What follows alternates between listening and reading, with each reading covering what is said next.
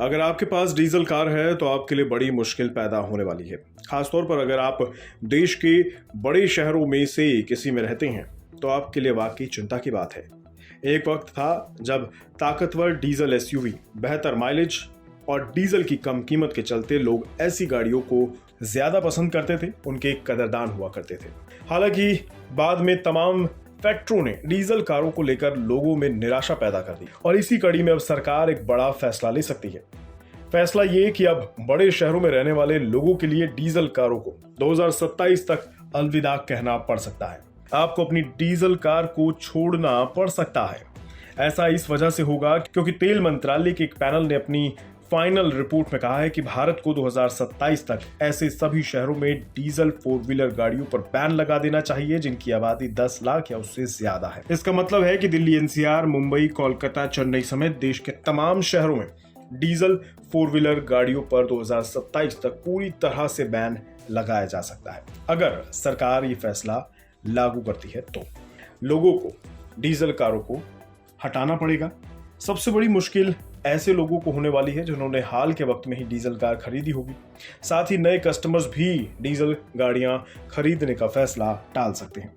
Petroleum ministry की energy transitions advisory committee ने अपनी रिपोर्ट में सिफारिश की है।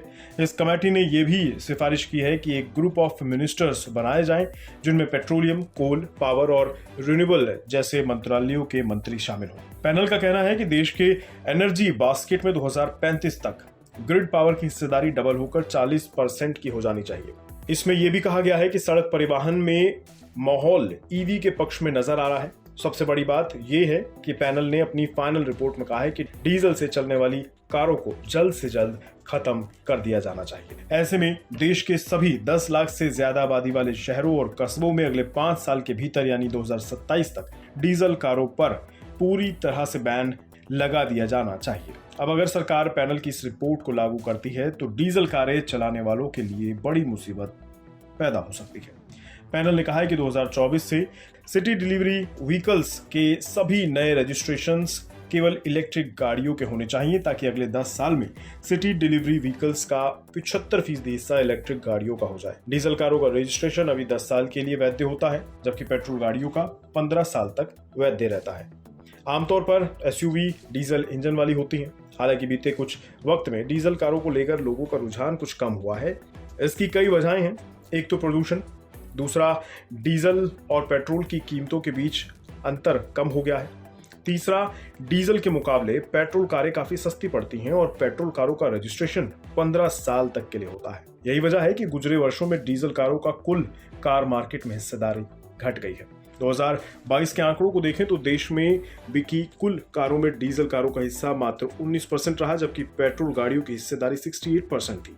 वहीं सीएनजी कारों की हिस्सेदारी 11%, इलेक्ट्रिक गाड़ियों की 1.3% और हाइब्रिड गाड़ियों की हिस्सेदारी 0.5% रही। 2022 में कुल 7,16,730 डीजल कारें देश में बिकी हैं जबकि पेट्रोल की 25,77,910 कारों की बिक्री हुई है। यही नहीं, डीजल की कुल कारों में 38% हिस्सेदारी एसयूवी की रही जबकि सेडान कारों का हिस्सा 3% ही रहा है।